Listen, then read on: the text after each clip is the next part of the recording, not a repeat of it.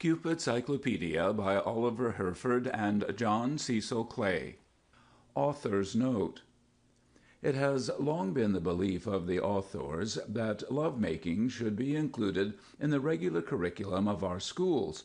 It seems to us the most important branch of coeducation. How few of us know how to make love properly, and how very few, after making it, know how to keep it. So much depends upon the kind of love which is made. There are no artificial methods of preserving love, but the best kind will keep forever.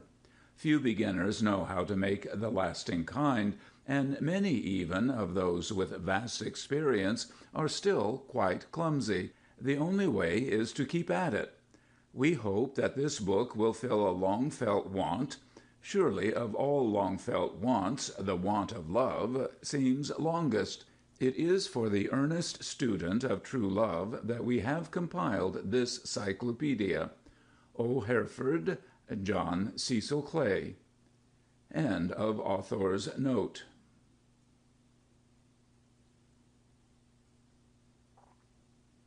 Part 1. Letters A through Z. A, the first letter placed by Cupid at the head of his alphabet because it stands for amour, ardor, art, affinity, affection, adoration, affability, angel, etc. Also, A is the easiest word to spell, with the exception of I.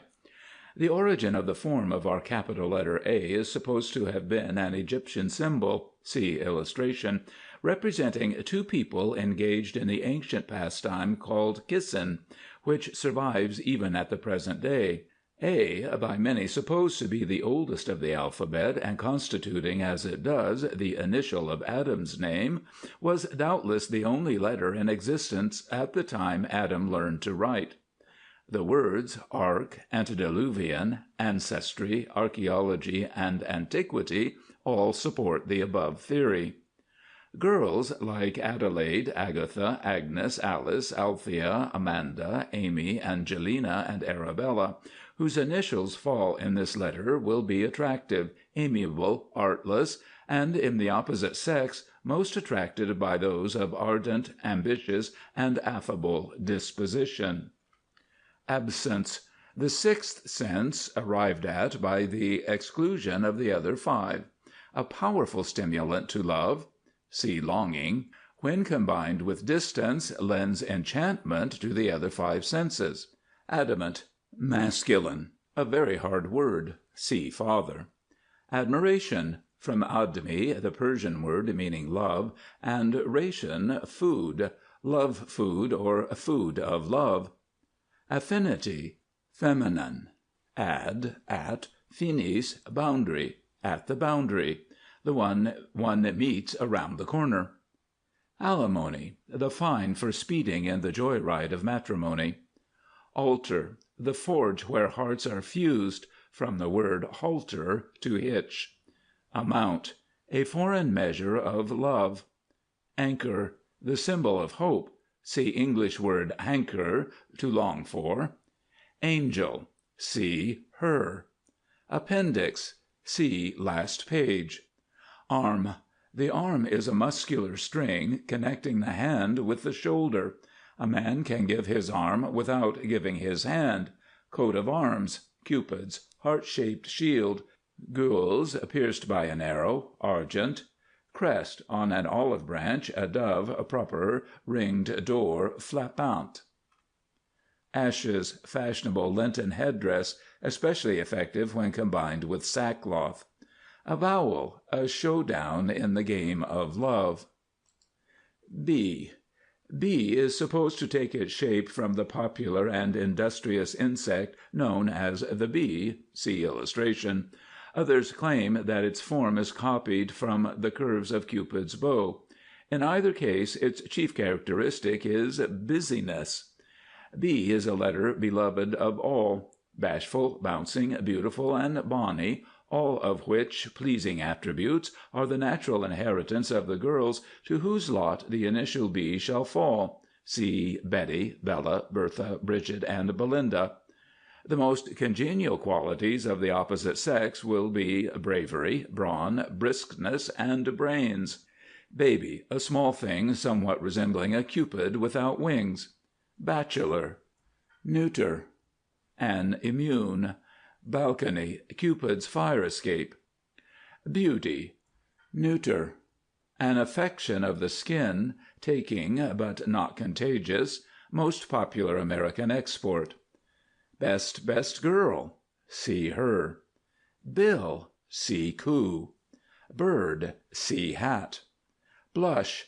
A weakness of youth and an accomplishment of experience. The pink of impropriety. Bond. There are two kinds, the United States bonds and Cupid's bonds of the United State. Bravery, a quality looked for in man, found in woman, the personal adornment of a woman and the mental adornment of a man. Breach. Breach of promise suit, a suit made to fit the devil, but sometimes worn by Cupid. Break. To break hearts. Popular pastime of the American girl. Brute. Neuter. A husband. C. C is the curliest of all the letters. It takes its shape from the first golden curl, given as a love token by Cupid to Psyche when he found her again after their first quarrel, thus originating the Society of Psychical Research and the engagement ring.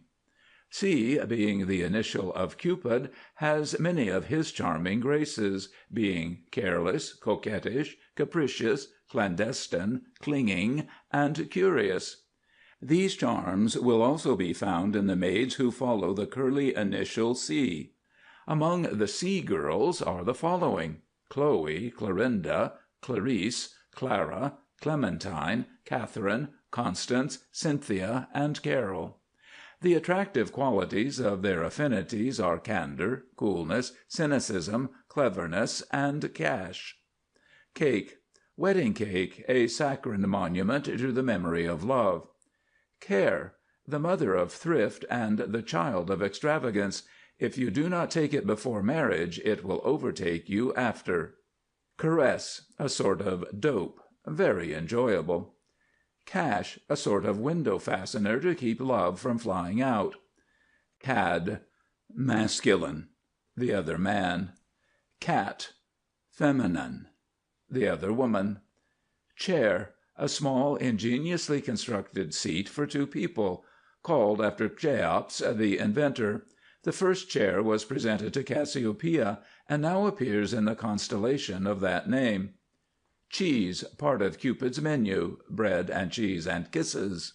Clock, a paradoxical chaperone who is least in the way when it doesn't go. Company, two. Consent, see Papa. Coup, see Bill. Courtship, a picturesque gateway to a commonplace estate. Crowd, three.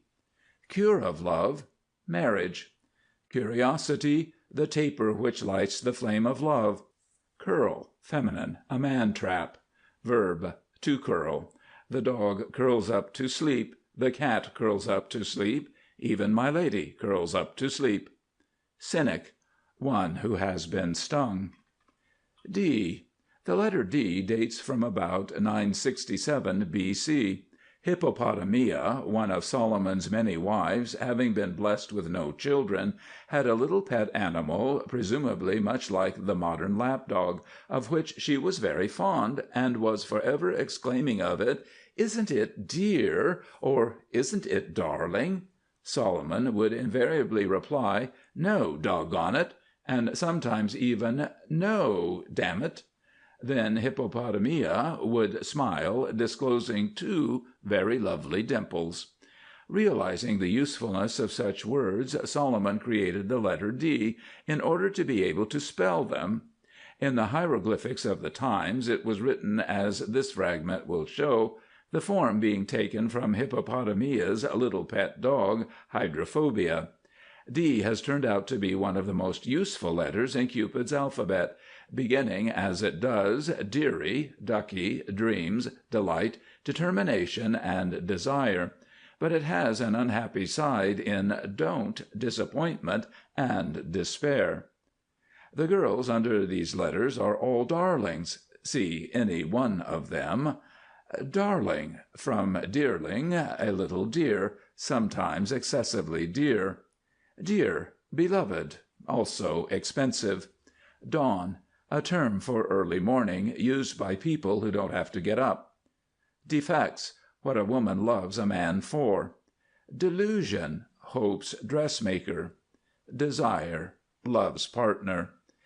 Dimple, feminine, a pitfall in a garden of blush roses. Doggerel, rhyme without reason, generally written by puppies. Dough, that which is kneaded, a slang word for money. Dove, a tender fowl, popular both in poetry and cookery books, when too old to roast or broil, may be served up in verse as the emblem of conjugal love. Dream, feminine, term used by a woman describing a hat. Mass, term describing the woman used by the man who is destined to buy the hat. Duel, the highest compliment two men can pay one woman.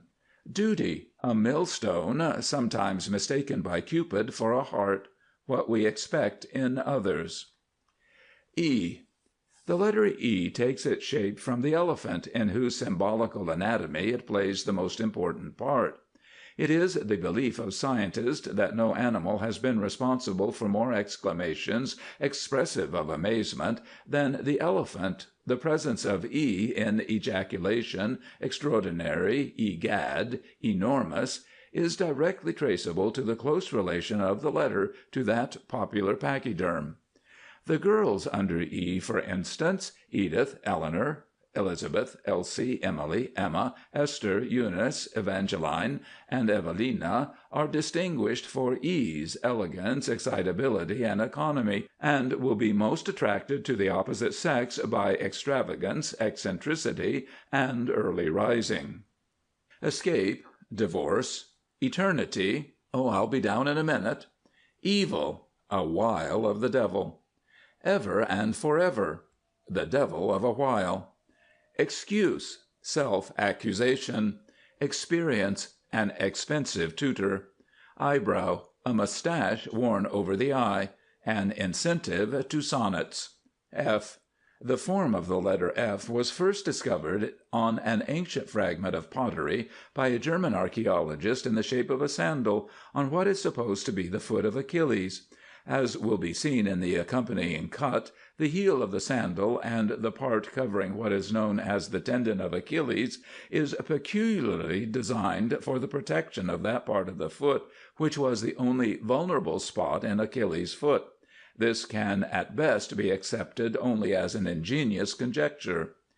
F girls will be frank, fragile, and fastidious, and those named Fanny, Felicia, Flora, Fidelia, Florence, Francis, or Flo will find their affinities in those of the opposite sex, who are fearless, fickle, and fantastic. Fainting, obsolete, a feminine maneuver. Fashion, feminine, the sum of all the virtues.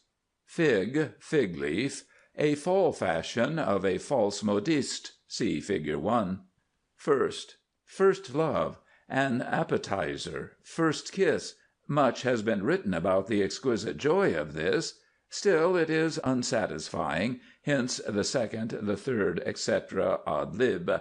Flirtation, a way for two people who are not married to each other to pass the time. As a matter of fact, a flirtation isn't anything. It's a thing to do, and is really easier to do than to describe. There are many sorts of flirtation. The everyday or sidewalk flirtation is the commonest kind. Other very popular forms are the eye, the eyebrow, the fan, the glove, the handkerchief, and the foot flirtation. A natural attribute to woman, but an easily acquired accomplishment in man. Forever, love's promissory note, subject to discount. G. The present form of the letter G is derived from the ancient Babylonian symbol for G. The letter, in its present shape, is composed of only half of the Babylonian symbol, which is properly written GG or GG. See cut. When we consider that without this letter there could be no girls in the world, we should be thankful for G. In fact, we are in favor of its being made the national Thanksgiving letter.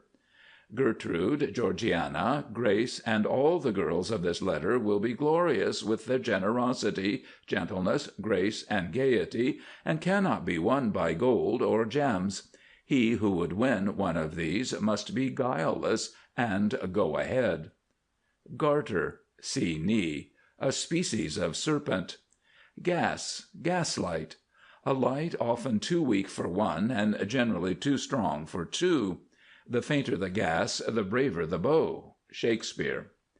Girl, the beginning of trouble, an apple blossom in the garden of love.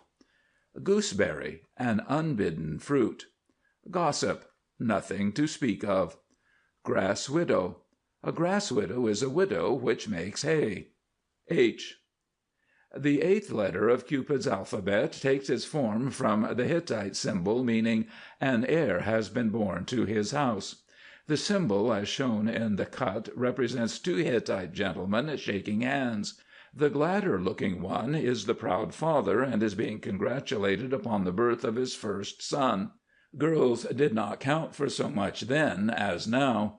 In later symbolic writing, this symbol came to stand for a pleasant or good-natured greeting, as shown in such words as howdy, Hittite, how, North American Indian, howdy-do, New England, hello, telephonic, and hail.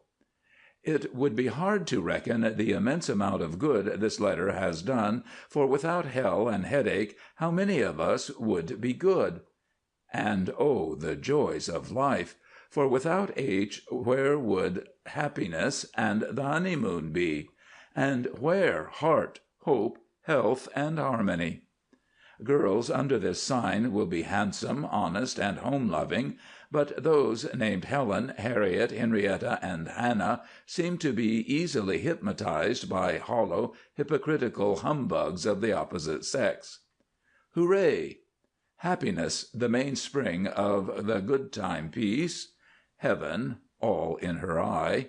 Heart, the ticker in the bourse of love. Horticulture, see Cupid's almanac. Hell, an expression of petulance. Hesitation, the thief of good times. Honesty, a bunker in the game of love. Honeymoon, the sugar on the bread of matrimony. Hope, the child of care and pretty sister of despair. I. The letter I spells by itself the most popular word in our language, though under Cupid's spell the word you is more thought of. You and I being often the most happy of Cupid's combination, I is the most attenuated letter of the alphabet. By some, the letter I is supposed to have possessed originally a well-rounded and ornate figure, having been worn to its present thread-like shape by constant use in speech and writing.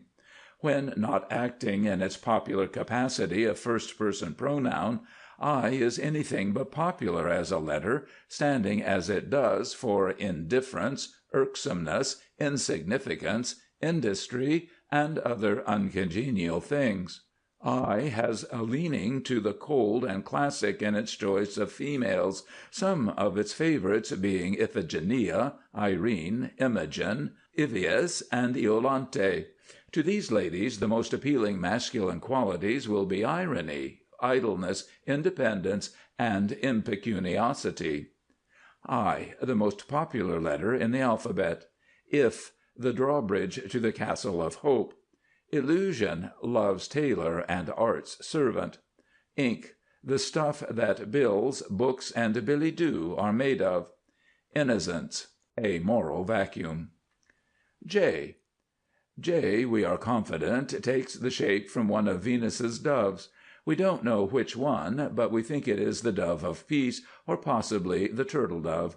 We are quite sure it is not from the ring-dove. To strengthen our theory, we present herewith a cut of a fragment of a loving cup presented to Cupid at a dinner given in his honor by the Ancient and Honorable Society of Psychic Research. Just when, we cannot tell, for unfortunately the date is only left in part, but it must have been long, long ago, when love was very young. There has been much controversy over this fragment, some claiming it to represent a jaybird, and others a duck, some an owl, because of the moon in its eye. But we are sure it's a love of a dove. Why? Because a jaybird is blue, a duck has webbed feet, and an owl a hooked bill. It is a jolly letter, and has been the beginning of much joy and foolish jealousy. The worst thing it ever did was when it started the word jilt. The men most attractive to such jolly girls as Jane, Julia, Josephine, Jemima, Juliet, and Juliana are those of just but jovial disposition. Jealousy, Cupid's shadow. Jest, see life. Life is a jest, and all things show it. I thought so once, but now I know it. Gay's Epigraph. Jilt, an angel unawares. Originally jolt, i.e., a jolt on the path of true love, which never runs smooth. Schopenhauer, in his great work on Dutch treats, spells it chit, and gives it as an obsolete past tense of the verb to chill. Joy, the libretto of laughter. June, the time to make hay. K. The form of the letter K we trace to the Assyrian cherubis figure of Karubi the Mighty, who stood at the gateway of earthly happiness and guarded the pathway of true love. It is strange that these composite boy-bird figures were also known as Shaddai, the nearest word we have to which is the Hebrew Sheddim, devils. Unquestionably, it is from the word Karubi that we get our word Cupid or Cupid. The girls under this sign are usually called Catherine, meaning pure, or one of its diminutives, Kitty or Kate. They are always kind and extremely kissable, while the men are apt to be keen, knowledge-seeker, and knightly. Kef, pronounced Kef, Arabic slang to loaf happily, to invite one's soul. The action of doing nothing. Kindness, the larger half of the other boy's apple. King, the card that takes the queen. Kismate, a young lady one is on kissing terms with. Kismet, originally kismet, meaning good luck. Kiss, a course of procedure cunningly designed for the mutual stoppage of speech at a moment when words are superfluous. Kissing, see under mustache, a pastime of the unmarried. Knee, an adjustable animated settee designed for the use of ladies. Knowledge, Dame Nature's lover. Knot, an entanglement. L. Long, long ago the god of love was supposed to dwell in the moon and was called Lamech, the moon god. From the sometimes startling effect moonlight had upon the sentimental, it was believed that the moonbeams were the arrows of the god of love, Cupid's arrows. Hence this symbol, see cut, came to mean affection, and from it came the letter L, ranking very high in Cupid's alphabet, beginning as it does the most important word in the history of the world, love. The symbol was usually found, as in Cupid's alphabet, following the symbol of Cupid, and meaning that love follows in the path of Cupid. The Neo-Babylonian characters are the most sentimental ever known, as they are made up almost entirely of arrangements of this symbol slightly conventionalized. Lois, Laura, Leonora, Lucy, Lydia, Lucretia, Louise, and Lucinda, the women under this sign, are languid, luscious, lackadaisical, and loving, while the men are usually named Lionel and are light-hearted and lazy. Note, it is interesting to note the Chinese use of the same symbol, surrounded by tears, pronounced sim, meaning heart. Lap, a pillow. See Gray. Here rests his head upon the lap of earth. Lips, the two edges or borders of the mouth. the two fleshy or muscular parts composing the opening of the mouth, generally used for kissing, cussing, and conversation. Loneliness, an instigation, the married man's meat, the single man's poison. Lottery, from lot, state, awry, askew, a cynical definition of marriage. Love, a transitory derangement of all the five senses, the chemistry of attraction. Lure, Cupid's signposts, not always safe to follow. They may be found in many and fantastic shapes, such as a bow of ribbon, a stray ringlet, a sidelong glance, a sigh, or a breath of heliotrope. M is so ancient that no one really knows where it came from.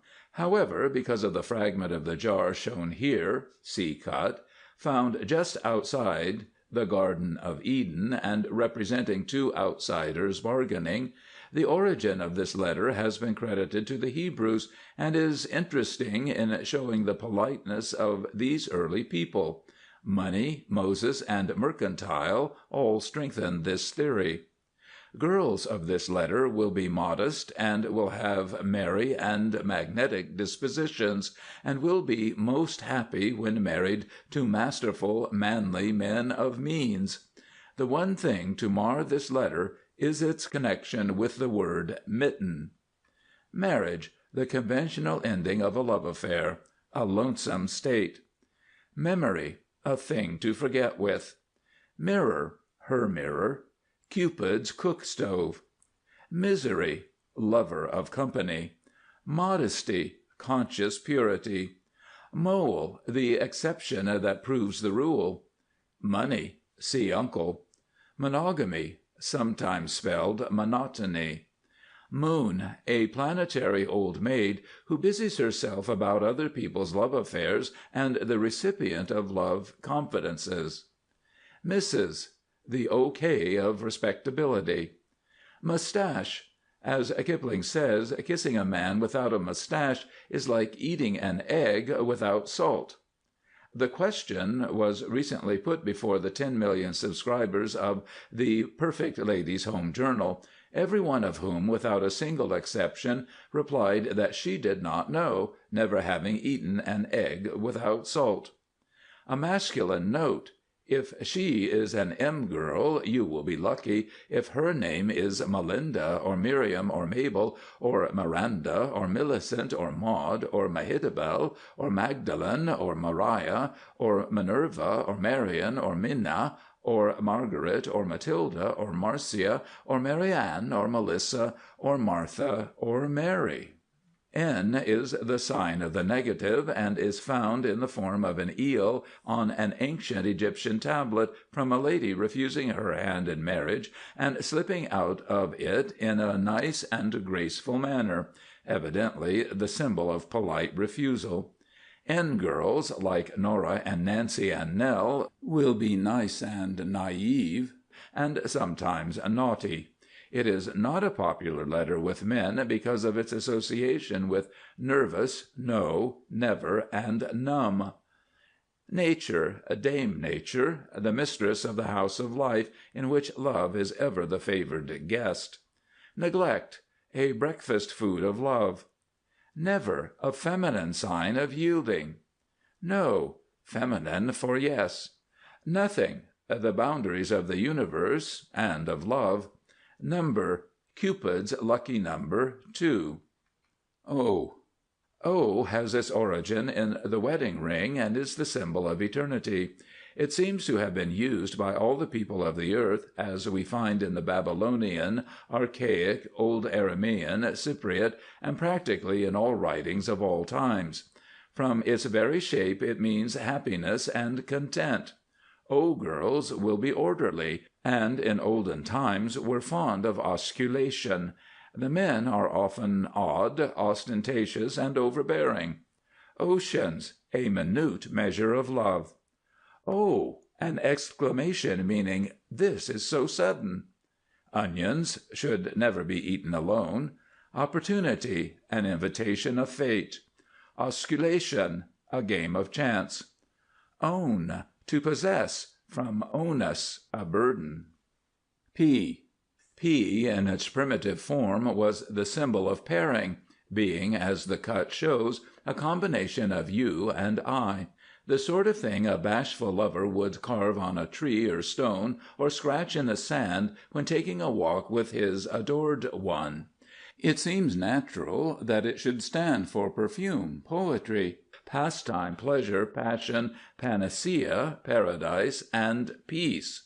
In Cupid's alphabet, to prevent the slightest breath of scandal, it is always placed after the symbol of the wedding ring. The girls who come within the pale of this letter, see Phyllis, Prudence, Pearl, Penelope, Pauline, Philippa, Phoebe, or Priscilla, will be petite and pretty, and will have perfect poise, while the men will be polite and polished, great posers and poker players, but pliable in the hands of woman. Passion, the father of tenderness. Purity, the mother of tenderness. Unconscious modesty. See modesty. Past, something to be forgotten. Patience, the tip time gives to the waiter. Pity, love's half-brother. Pleasure, true love's shadow. Prudence, said love, how strange we never met before, but now we've met, I hope we'll meet no more. Q.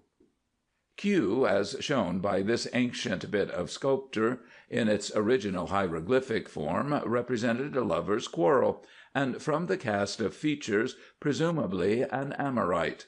This proves it of very ancient origin, as in the early times the Amorites were the dominant race of Syria and Canaan, which are named on the oldest Babylonian monuments, the land of the Amorites. See map of Amoria. There are plenty of Amorites in the world to-day, but they show not the slightest desire to congregate, but quite to the contrary, can be found wandering off in pairs at the slightest pretext. Such words as quibble, quirk, quiz, quip, and querulous seem to strengthen the unpleasant features of this letter. Fortunately, there are no Q girls. They would be very queer if there were. Question. Woman. R. This form we find first used as the symbol of the seal of Rabsaris, chief of the eunuchs, in the reign of Sennacherib, king of Assyria. The symbol evidently represents Rabsaris at his daily task of watching the ladies of the royal harem to see that they did not indulge too freely in sweetmeats. Some wit of the day twisted Rabsaris into Rabari in Assyrian, to stretch, to rubber, and so a new symbol in the writing of the times was born, and we have the letter R. Not the most cheerful letter in Cupid's alphabet, bringing with it, as it does, refusal, regret, remorse, revenge, please remit, and that great hindrance to lovers, reason. Girls under this sign combine the sweetness of the rose with the fire and depth of the ruby, and will be most attracted to those in the opposite sex of reckless and roving disposition. Religion. In the religion of love, the courtesan is a heretic, but the nun is an atheist. Richard Garnett. Ribbon, a rope in disguise.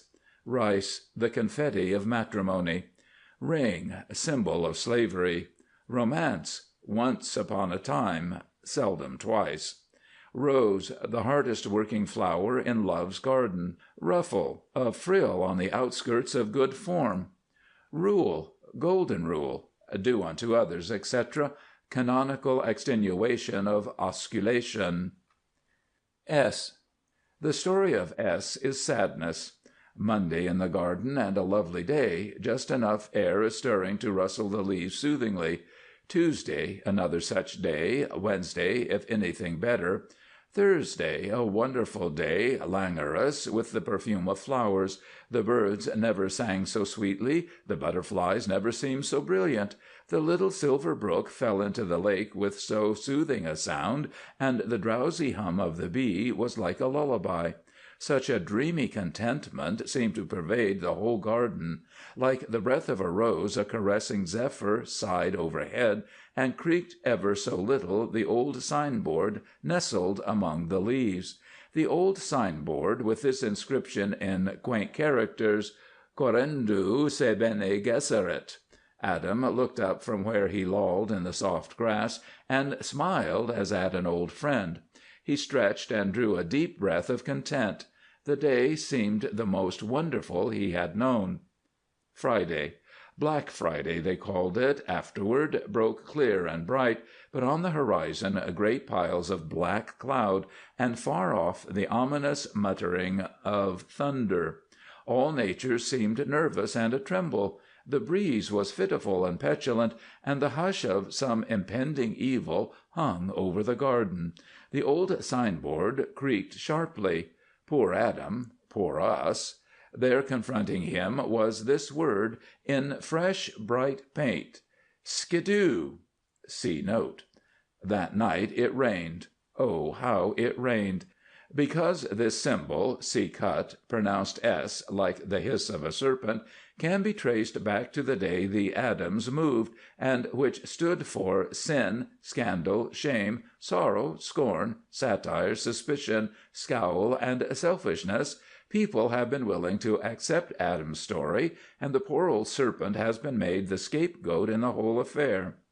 We have gone very carefully into this matter, and we find that Adam was a lazy poet and dreamer, and was put out of Eden for not paying his rent.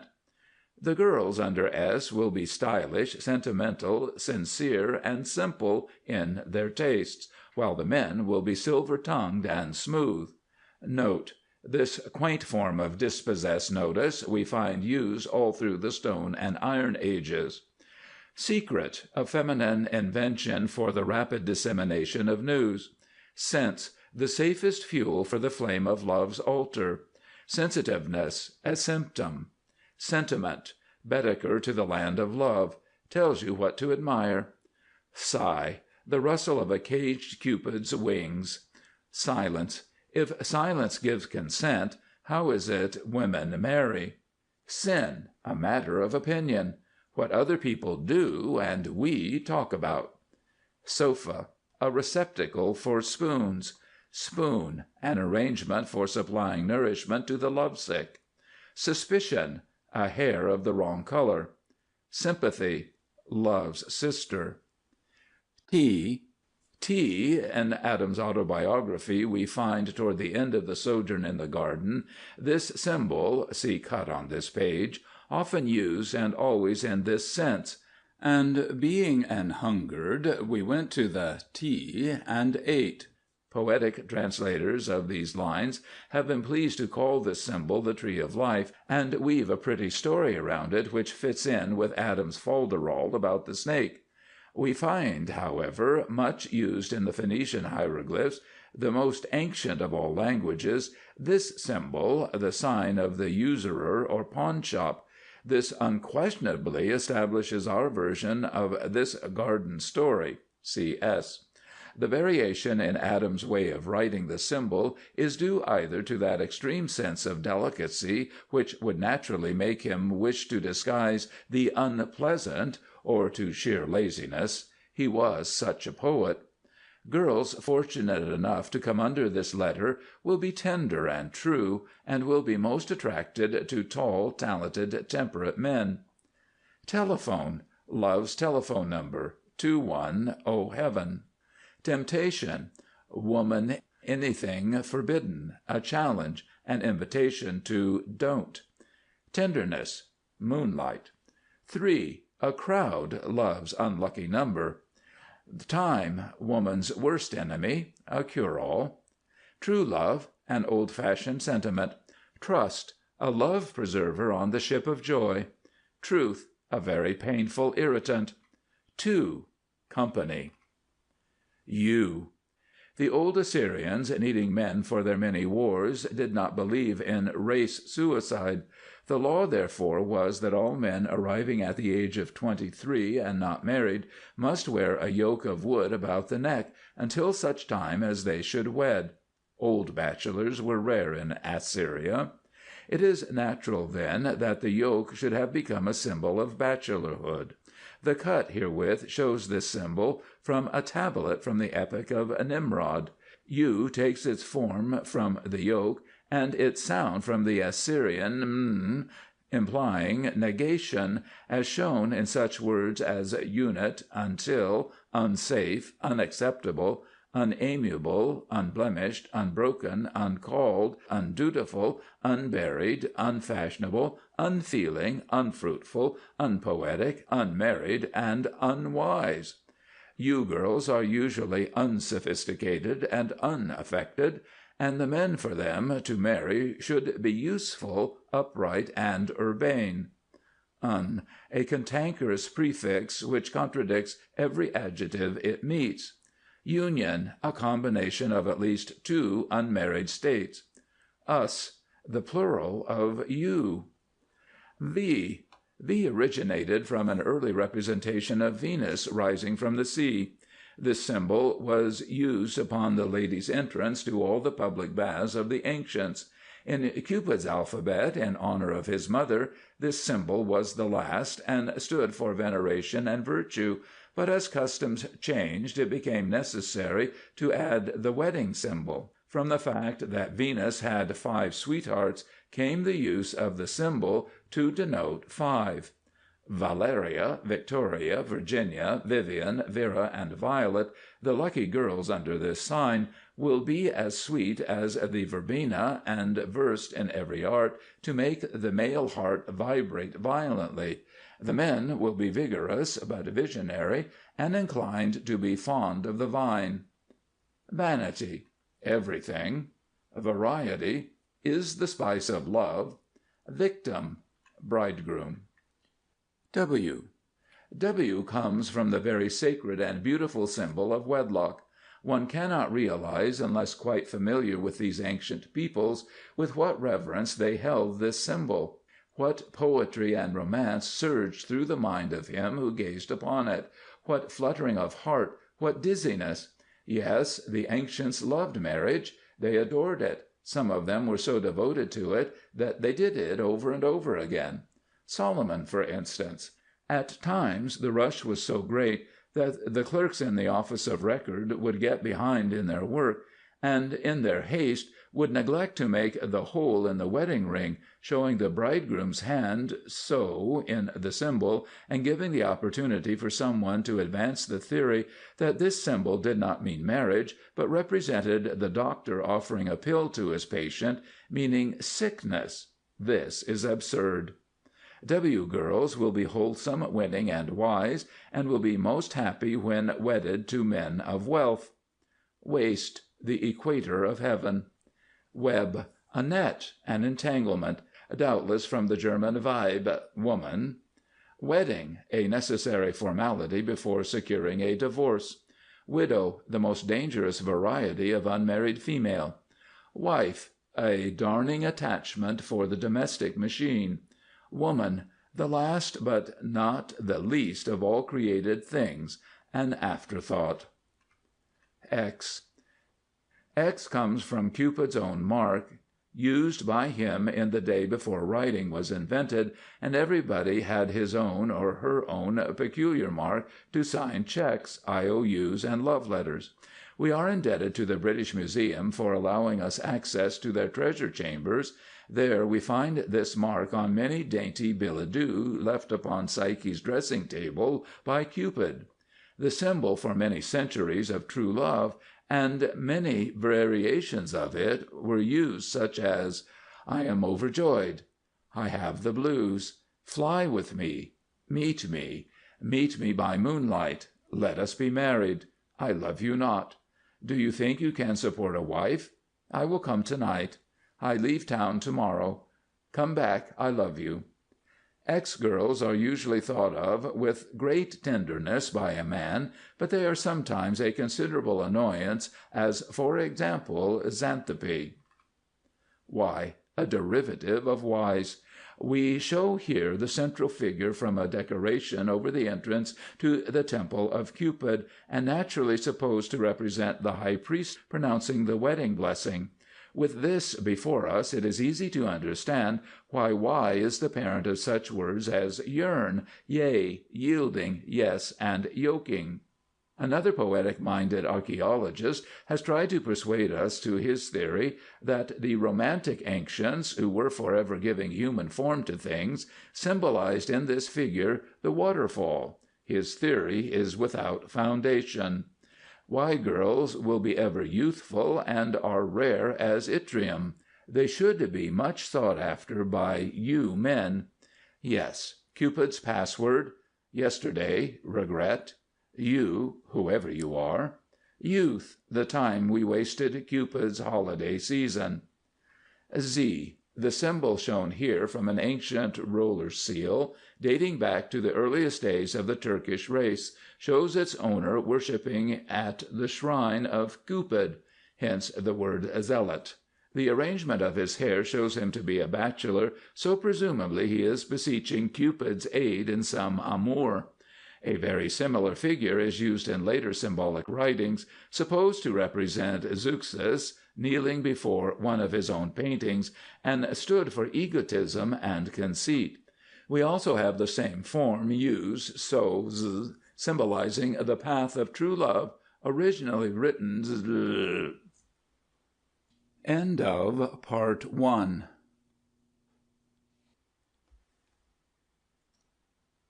Part 2. Amoria. Amoria is the most ancient and honorable country upon the earth's surface, and is, without question, the most intensely populated. It is a green and fertile country, and the principal occupation of its people is horticultural husbandry.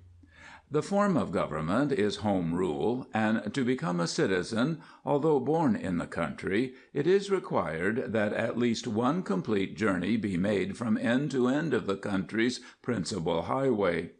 This at first seems an odd requirement, but there is good reasoning behind it. First, as this great highway, known as the Path of True Love, in its devious windings touches practically every portion of the kingdom, the trip is likely to open the traveler's eyes and teach him much of the resources and conditions of the country he wishes to call his own. Second, as the road is rough and in places sometimes seemingly impassable, the trip will test the determination and stability of the most hardy. Turn to the map, and we find Amoria bounded on three sides by Misanthropia, the state of indifference, and the sea of oblivion, emptying into which the Quarrel River forever pours its flotsam and jetsam. On the upper side you will see it is bounded by the edge of the map. This is because it is too cold in that direction to sustain human life. Reader's note: here in the text occurs a map which is amply described in the text that follows. End note. Let us now follow upon the map the course of this historic road. Far up in the corner of the map we find Mount Curiosity, its snow-capped peaks lost in the soft gray veil of mist that has prevented the scientist from determining its greatest heights. The ascent of the mountain is usually made on the side where it comes nearest to the state of indifference. See Note Y. Here a well-known path, known as the Path of Least Resistance, takes one by such a gradual and agreeable route that little or no effort is realized in the climb, and it is usually a surprise when, just a little below the frost line, one comes suddenly upon a little plateau high, high in the heavens. Here the air is salubrious and the temperature even. The view is so wonderful in the early dawn that the most phlegmatic will become enthusiastic. This little plateau is known as the Plateau Platonic, and is quite flat. In spite of its beauty and charm, few travelers are satisfied to rest here long. In leaving the plateau one must have a care, for there are two paths quite similar in appearance, one leading up the mountain to nowhere and loneliness, and the other the commencement of the path of true love. The careful traveler need not mistake the path, for beside the entrance, at about the height of a man's heart and nailed to a great oak, is a crudely fashioned hand with finger pointing the way. This is called the Hand of Fate. Alas, too few take the trouble to look for this guide, and many take the wrong path, while those who by sheer luck take the right one are easily discouraged because of the very uncertain condition of mind they soon find themselves in.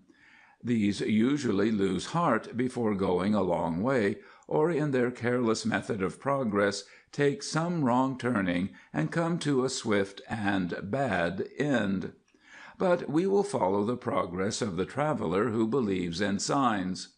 It is hard to describe those first impressions as one comes swinging down the mountainside and sees winding far out and across the verdant valley of dreams, dotted here and there with its picturesque castles, the path of true love like a silver thread. It seems so bright and pure, and off to the right there is such a happy pink glow in the sky that one usually finds himself humming some old love song. Luckily, the traveler who puts a clover in his buttonhole while crossing the Valley of Dreams, for all too soon the cold winds that sweep across the Lake Indifference and make the trip around it a perilous and discouraging one, will be chilling his marrow. He will need both courage and luck when, rounding the upper end of the lake, he comes upon the rough and rocky stretch of road running along the edge of a fearful precipice which overhangs the lake and is known as the Height of Indifference. Here one false step and all is lost.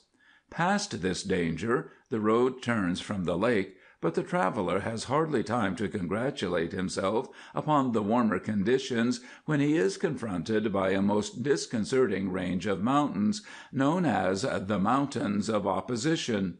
If you do not cross the mountains will double-cross you, so push on, and with tact and determination they will be overcome.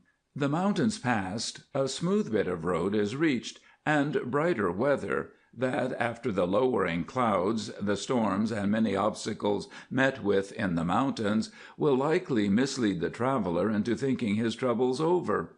Light-hearted, he will push forward hurriedly, taking little heed of the fast increasing cold.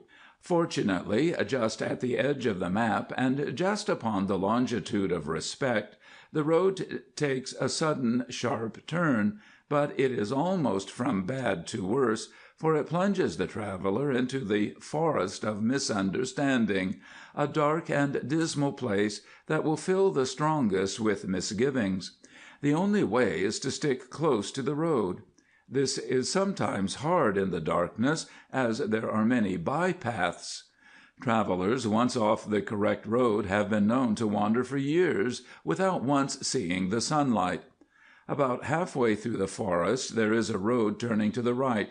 It seems the easier way, dipping down, as it does, into a little valley and across a turbulent little stream, beyond which it disappears from sight in the tangle of brilliant foliage covering Mount Folly.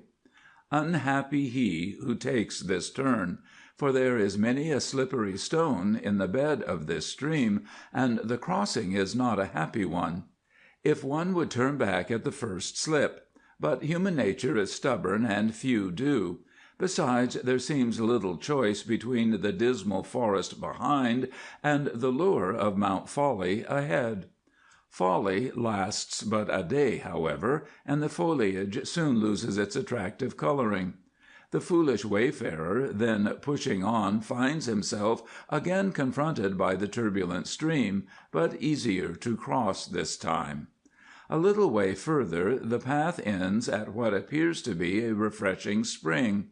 It is the spring of untruth, and he who lies to drink of its waters will ever be a slave of the drug.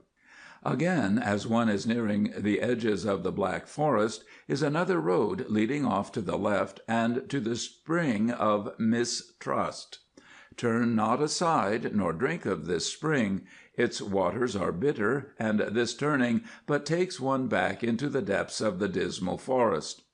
Emerging from the Black Forest of Misunderstanding, the road winds across a fertile and easy-going prairie land, twice crossing the acid waters of Bicker Brook (see Note 23), and crossing the Quarrel River, takes its course along the foot of what, by many, is considered the most beautiful mountain in Amoria, Mount Unselfishness.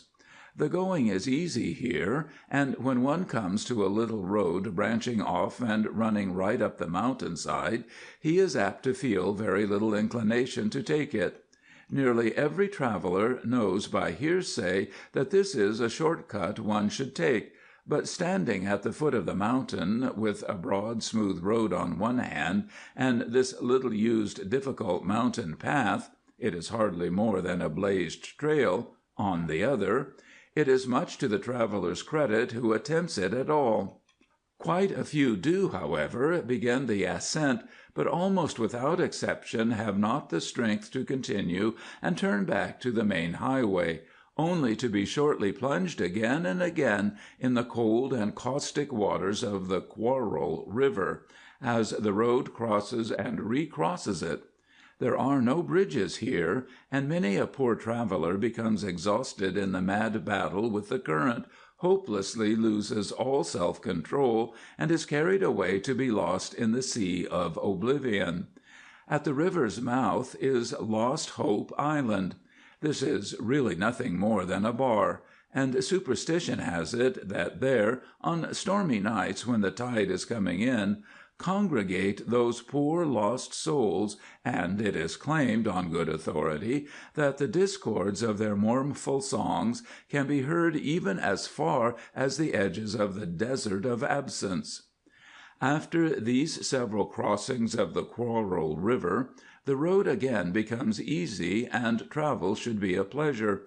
But the traveler is weary from the recent struggle with the river, and is almost thankful for the flat stretch of road where it first crosses the Desert of Absence. It were often better if this bit of road were longer, for before the traveler entirely regains his former vim, he is deep in the unhealthy mists and quicksands of the Slough of Despond, and it is in a very weakened condition that he commences the second crossing of the Desert of Absence. In this condition, is it strange that one loiter in the oasis of flirtation, the one bright spot in an otherwise dull desert? But an oasis and a flirtation have their limits, and when one's thirst is satisfied, one wants to move on. And well this is for the traveler on the path of true love, for only a little and the desert is passed, and the road leads for many happy miles through the sweetest and most beautiful meadowland, where the warm sunlight, the songs of the birds, and the sweet odor of new mown hay repay one for all the hardships of the past, and so stimulate the traveler that he strikes out upon the third crossing of the Desert of Absence with a light step and a song in his heart, and though the trip is longer, it seems far shorter than either of the previous crossings. So happy indeed has he been, and with the soft airs of the desert making his heart grow fonder, the way seems so easy that the sudden obstruction of two of the lesser spurs of the mountains of opposition fill him with misgiving, and the valley between them is well named Blue Valley. See Note 13. In such a condition of mind the traveler plunges down the mountainside, and is soon deep in a great gloomy forest, not likely to raise his spirits, but rather calculated to depress them still more. Imagine, then, the elation when, bursting at length from the depression of the forest of gloom, the traveler sees before him that transcendently beautiful mountain, Mount Hope. Well may he hold his breath and gaze in rapture, for before him rises the most beautiful mountain in all the world, and will ever be as long as life lasts.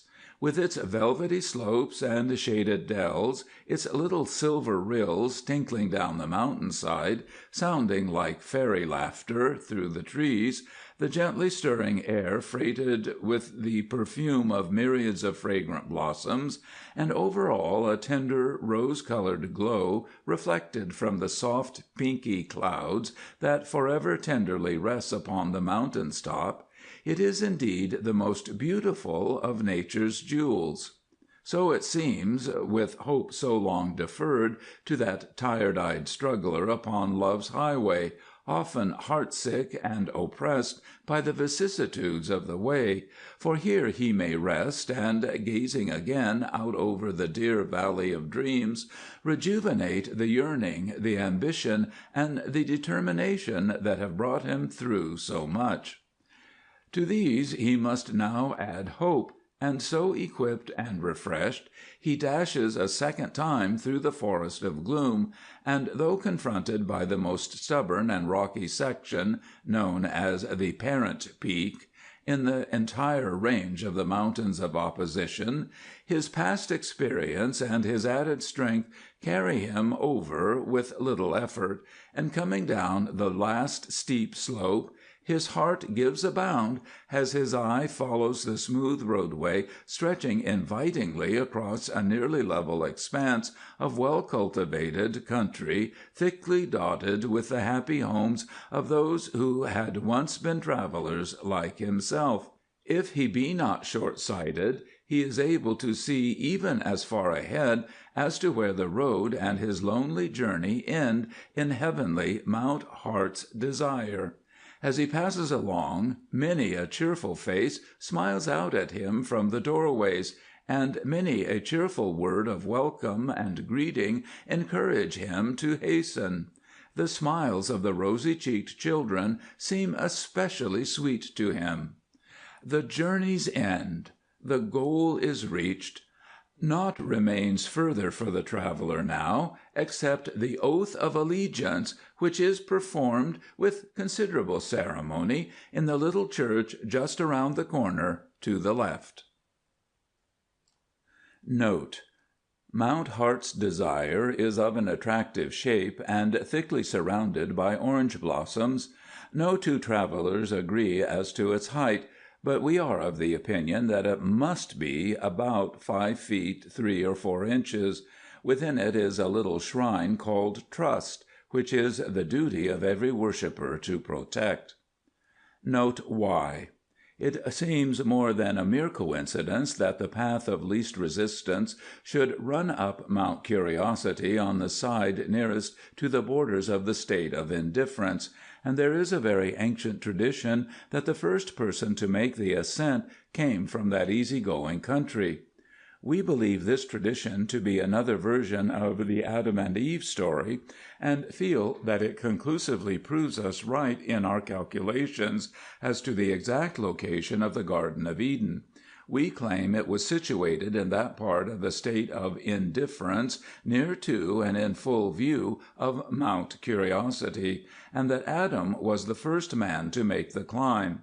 We also believe that Adam became lost on the mountainside and never returned to Eden, and that the path of true love gives a pretty good idea of his subsequent wanderings, of which so little heretofore has been known. At any rate, vast numbers from the state of Indifference make the ascent of Mount Curiosity every year, and many of our best citizens have come from that state. Note 23. At this point, after the more or less extended journey through the unhealthy forest of misunderstanding, the traveler must have a care, especially if he be of a sensitive nature, for the shock of the first plunge through Bicker Brook will often throw one into a distemper or fever. Some, going absolutely out of their heads, wander far afield. Herein lies a grave danger, because of the nearness of the road at this point to the boundaries of misanthropia, which state is little more than a barren waste. The peculiar mental attitude of its inhabitants gives strength to the theory advanced in Amoria that its population is made up of those poor, fever-ridden souls who have wandered from the path of true love and gone quite mad. Note 13. The higher one climbs, the duller the thud. So with the traveller who has been dreaming across sweet meadowland and balmy wastes when suddenly confronted by a renewal of obstacles which his optimism had made him believe passed forever. And it is in a nervous and uncertain state of mind we find him groping his way through the mists that always fill Blue Valley. Here is a great danger, for with the steep mountains on three sides, the traveller, if he once stumble from the road, is apt to follow the depression of the valley until, morbid and benumbed, he wander into the state of indifference. The same danger, in a lesser degree, is lurking in the forest of gloom. Appendix. The appendix has been removed. End of Part 2.